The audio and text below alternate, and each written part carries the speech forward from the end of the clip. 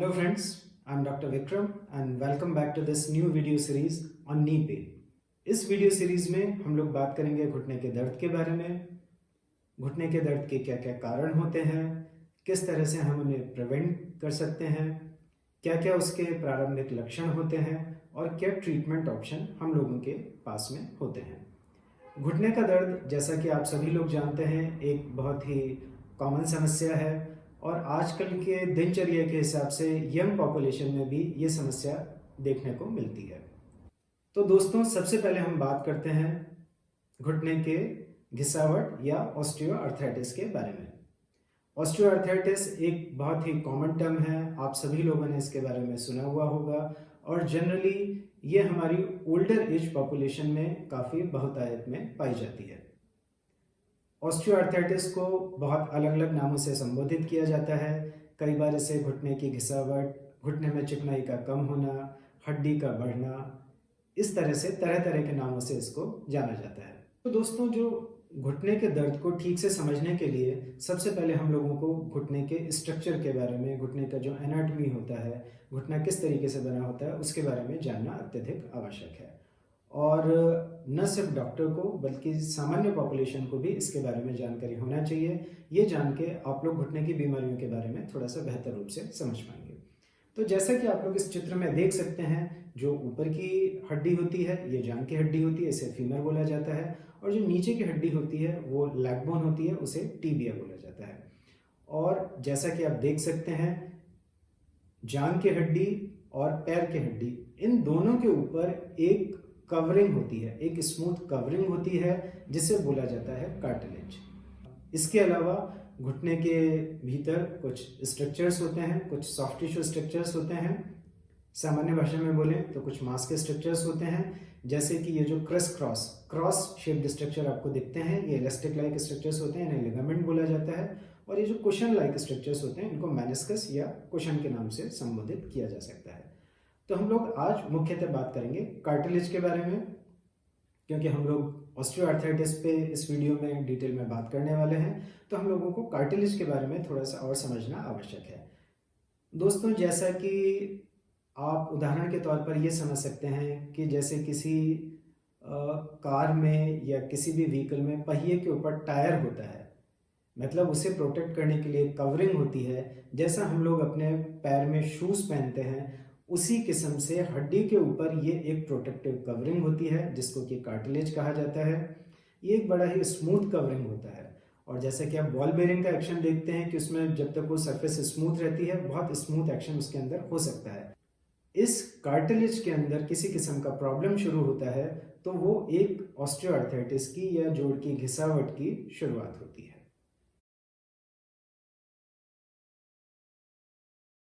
यदि लक्षणों की बात हम करें तो पहला लक्षण इसमें होगा घुटने में दर्द होना।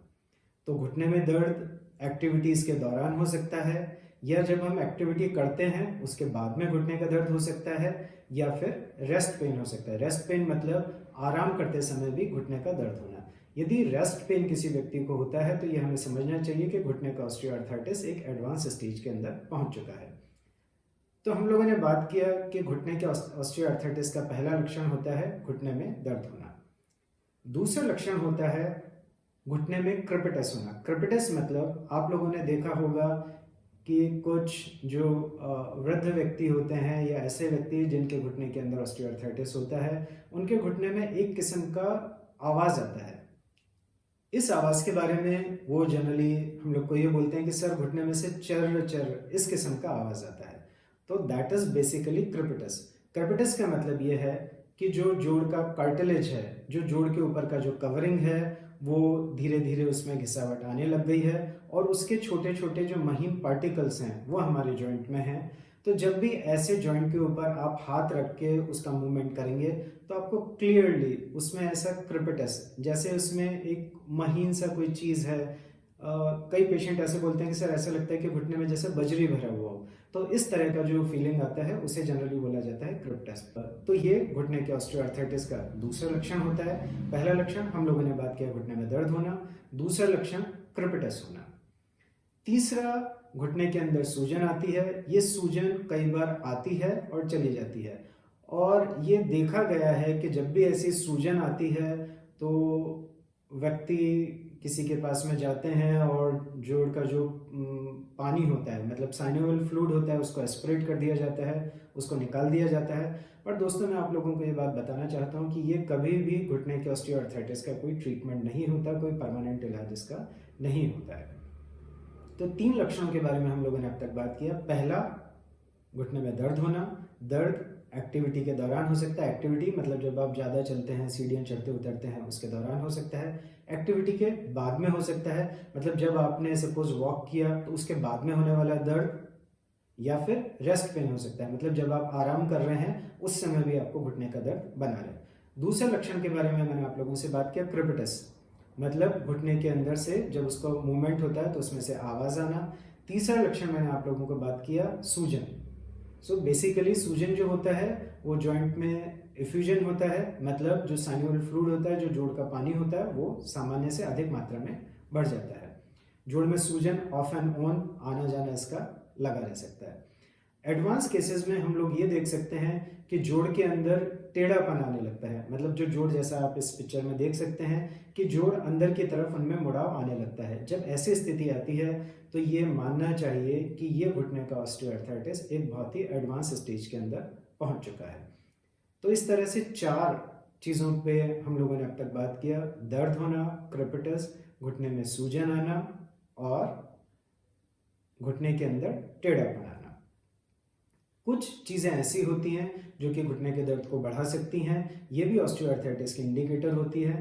तो जब पेशेंट हमारे पास में आते हैं, वो ये बोलते हैं कि सीढ़ी चढ़ने उतरने पे, लंबे समय तक पालती मार के बैठने में या इंडियन टॉयलेट में उनको बहुत ज़्यादा दर्द होता है, बैठ के खड़े होने में बहुत ज़्यादा दिक्कत होती है और स्टिफनेस आती है।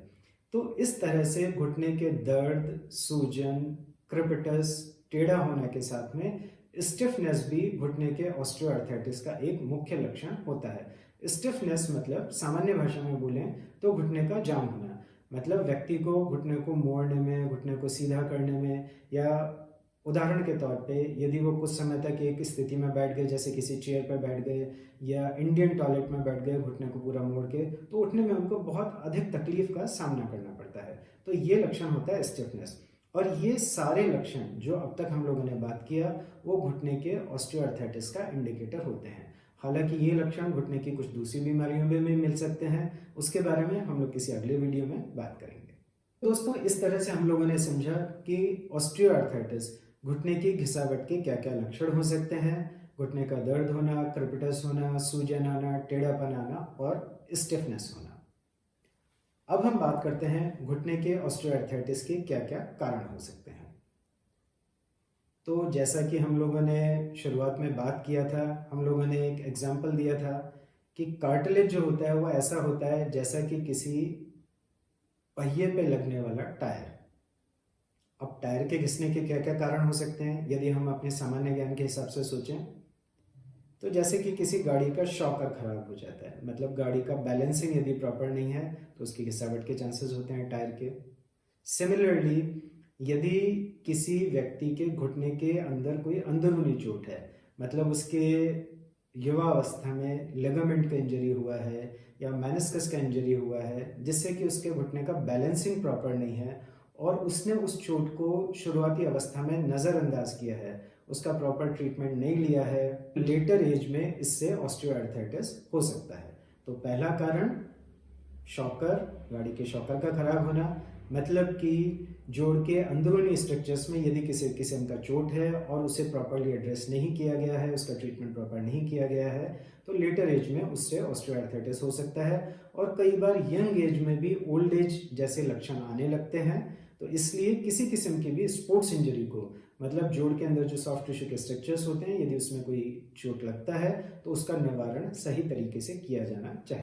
दूसरा कारण, जैसा कि हम लोगों ने, जो हम एक व्हीकल का एग्जाम्पल देके बात कर रहे हैं, टायर का और व्हीकल का, आप लोगों ने देखा होगा कुछ व्हीकल जो बहुत ही ओवरलोडेड चलते हैं, उनके अंदर टायर के घिसने की संभावना बढ़ जाती है। इसी रूप में जो यदि किसी व्यक्ति का वेट बहुत अधिक है, यदि उसका बॉडी मास इंडेक्स काफ़ी अधिक है, वो ओबीज है, तो उसके घुटने के ऊपर लोड काफ़ी अधिक आता है, जिसकी वजह से जोड़ के अंदर घिसावट होने की संभावना काफ़ी बढ़ जाती है। ये बिल्कुल एक वैज्ञानिक स्टडी है, एक वैज्ञानिक तथ्य है। और एक रिसर्च पेपर के अनुसार यदि बॉडी मास इंडेक्स 30 से अधिक है तो वो एक ओबीस वह व्यक्ति एक ओबीस की श्रेणी में आता है, और ऐसे लोगों में घुटने के ऑस्टियोआर्थराइटिस की संभावना काफ़ी बढ़ जाती है। यदि ये बॉडी मास इंडेक्स 25 से 30 के बीच में है, इसका मतलब वह व्यक्ति ओवरवेट है और उनमें भी घुटने के ऑस्टियोआर्थराइटिस की संभावना अधिक होती है। तो इसका मैसेज बड़ा क्लियर है कि जब भी जो ओवरवेट यदि आप में से कोई है तो विभिन्न तरीकों से आपको अपने वेट रिडक्शन पे भी ध्यान देना चाहिए। दो कारणों पे हमने बात किया अभी ऑस्टियोआर्थराइटिस के, ओवरवेट होना, ओबीज होना, या घुटने के अंदर कोई चोट है जिसको कि हम लोग नज़रअंदाज कर रहे हैं, जिसको हम प्रॉपरली एड्रेस नहीं कर रहे हैं, तो वो केसेस के अंदर भी ऑस्टियोआर्थराइटिस होने की संभावना रहती है। तीसरा कारण ये होता है कि जब ऑस्टियोआर्थराइटिस शुरुआती अवस्था में होता है और हम लोग उसको ध्यान नहीं देते, मतलब जैसे अभी मैंने आप लोगों को कुछ लक्षण बताए थे, यदि आप लोगों में से किसी के इस तरह के लक्षण आने शुरू हो जाते हैं और हम लोग ध्यान नहीं देते, अपनी दिनचर्या पे ध्यान नहीं देते, घुटने की स्ट्रेंथनिंग पे ध्यान नहीं देते, और हमारे एक्सरसाइज के तरीके में यदि कोई गलती होती है तो भी ऑस्टियोआर्थराइटिस होने की संभावना बढ़ सकती है। रोड रनर्स में कई बार ऑस्टियोआर्थराइटिस के सिम्टम देखे जा सकते हैं। उसके लिए हम लोग एक अलग वीडियो बनाएंगे जिसमें हम लोग बात करेंगे कि रनिंग के अंदर ऑस्टियोआर्थराइटिस होने के चांसेस होते हैं या नहीं होते, या क्या कारण होते हैं ऑस्टियोआर्थराइटिस होने के रनर्स में, और हम किस तरह से उनका निवारण कर सकते हैं, किस तरह से उनको हम लोग प्रिवेंट कर सकते हैं। तो 3 कारणों पे हम लोगों ने बात किया। यदि दिनचर्या के जो हमारी डेली एक्टिविटीज़ होती हैं यदि वो किसी किस्म से प्रॉपर नहीं है, घुटने की मांसपेशियों में यदि स्ट्रेंथ नहीं है तो ऑस्टियोआर्थराइटिस होने की संभावना बढ़ती है। ओवरवेट लोगों में ये अधिक होता है।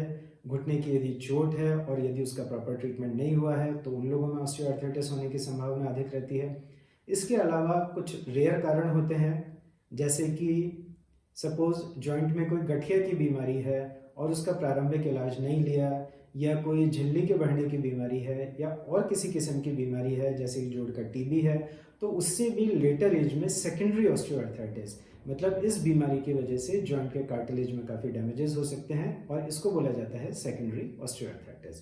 तो इस तरह से अब तक हम लोगों ने ये समझा कि घुटने के दर्द के क्या लक्षण होते हैं और क्या क्या इसके कारण होते हैं। अगले वीडियो में हम लोग बात करेंगे कि किस तरह से हम इन्हें प्रिवेंट कर सकते हैं, क्या क्या ट्रीटमेंट ऑप्शन हो सकते हैं, और किस किस्म का डाइट हम लोगों को हेल्प कर सकता है घुटने के ऑस्टियोआर्थराइटिस में। So friends, stay fit, stay active,